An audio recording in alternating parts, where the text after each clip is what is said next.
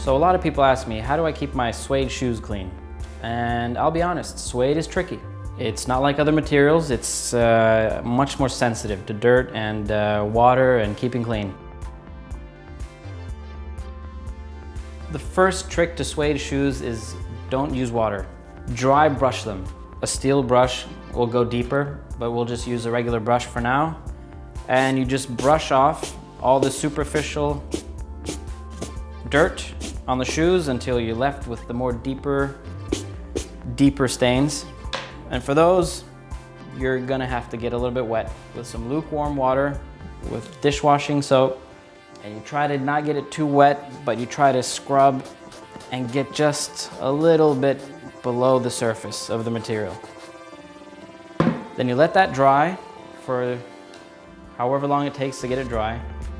Once the shoes have dried, give them a good dose of water-resistant treatment, and that will keep the dirt from soaking into the material. And do that with new shoes, do that with any shoes before you start wearing them, and they'll stay clean longer. Just to keep them clean longer, it's always good to give them a spray. Spray and pray.